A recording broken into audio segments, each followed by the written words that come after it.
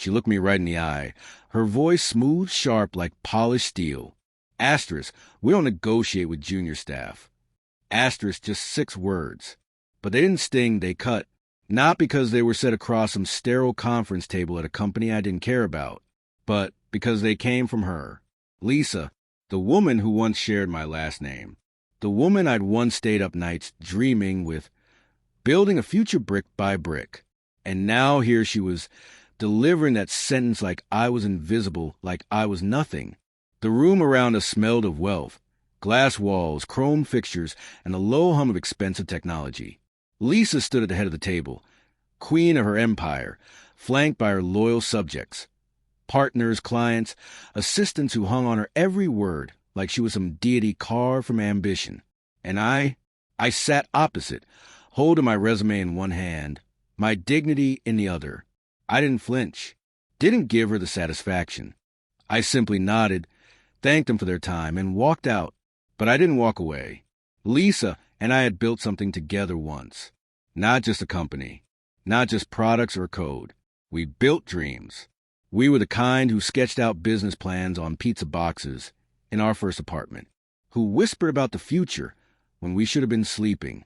She was brilliant, ruthless, and I loved that about her. The same way you can love the fire that burns down your home. I was the architect, quiet, precise. I built the bones, the systems. She built the relationships, the image. Together we made others rich, made ourselves rich. And for a while it worked, until it didn't. The betrayal was slow, subtle. First, the we in meetings became I. Then she started accepting credit for systems she didn't understand.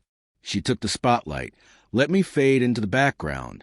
Eventually, they removed my name from the website.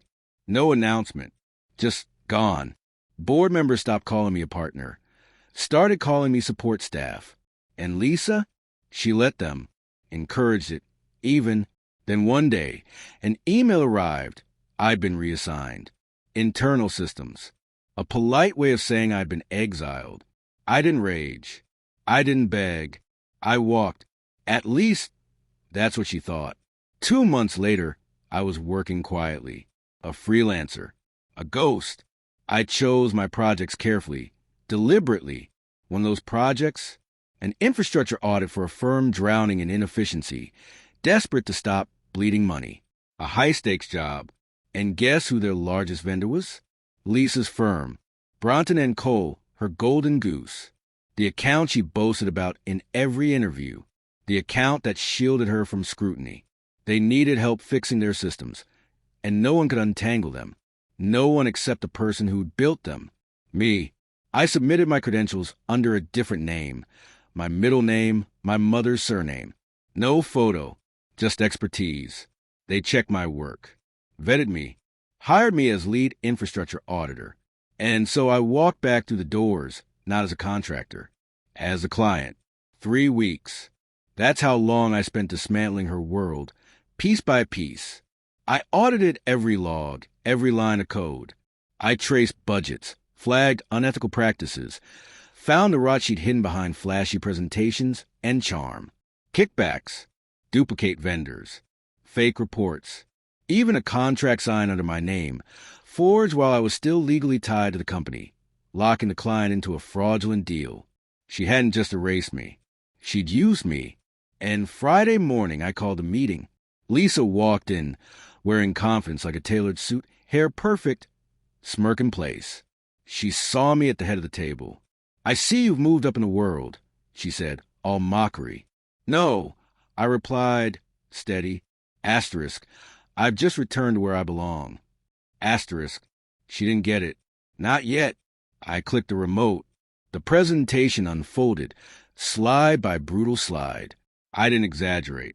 I didn't need to. The numbers spoke louder than I ever could. Red ink everywhere. Every silence from her side of the table was a confession. When I showed the forged contract, her jaw tightened. She tried to speak. "Save it," I said, voice calm. Asterisk, "You see, Lisa, we don't negotiate with dishonest vendors." Asterisk, her smirk cracked then. I saw it. The exact moment she realized the game had turned. The final slide appeared, a formal termination notice, prepared by the client's lawyers. Her firm dropped. Charges filed. She tried to stand. One of the executives stopped her. Asterisk, sit down. This is an internal matter now.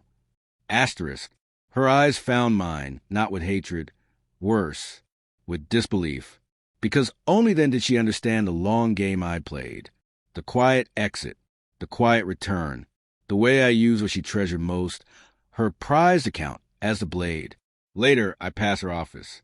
Or what used to be hers.